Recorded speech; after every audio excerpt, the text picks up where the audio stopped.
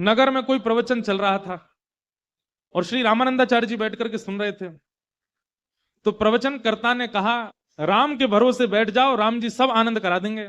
लेकिन यहां पर रामानंदाचार्य जी ने यही अर्थ लगा लिया कि राम राम करो तो राम जी पूरा जीवन पालन करा देंगे। तो रामानंदाचार्य जी ने जाकर के उन व्यास जी से कहा, बोले भगवान आप व्यास मंच पर बैठे हैं, हम आपसे कुछ कह तो नहीं सकते, आपकी सारी बातें स्वीकार्य हैं, पर आप कह रहे हैं राम जी के भरोसे बैठ जाओ, राम जी रोटी खवा देंगे क्या? तो व्यास जी थोड़े से क्रोध में आ गए और क्रोध में आके उन्होंने कहा, हाँ अगर राम जी के बस में आ जाए तो राम जी रोटी भी खवा देंगे, तुमको कोई कुछ नहीं करना पड़ेगा, राम राम जपो बस, राम जी रोटी भी खवा देंगे।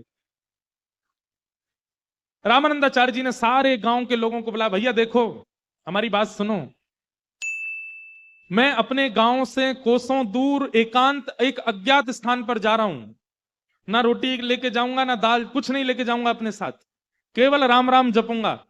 24 घंटे के अंदर अगर राम जी ने मुझको रोटी खवा दी तो मैं स्वयं आप सबके सामने वचन लेता हूं कि जीवन भर राम नाम और प्रभु श्री राम का गुलाम बन के रहूंगा।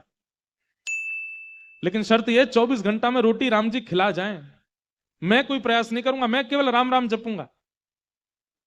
अज्ञात जगह जाऊंगा ताकि कोई परिचित पहुंच ना जाए, कहीं व्यास जी पहुंच ना जाए, कोई व्यवस्था मेरे लिए भोजन की ना कर दे, इसलिए अपरिचित अज्ञात जगह जाकर के राम राम जपूंगा।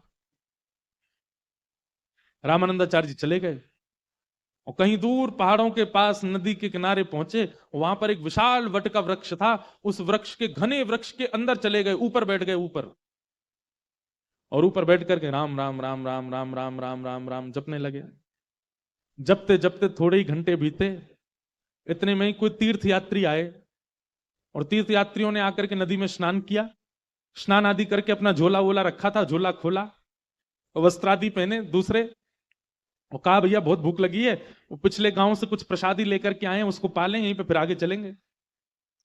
और उन तीर्थ यात्रियों ने प्रसाद खोला, उसमें पूड़ी सब्जी गुलाब जामुन आदि सब गांव के लोगों ने जो प्रसाद दिया वो सब था।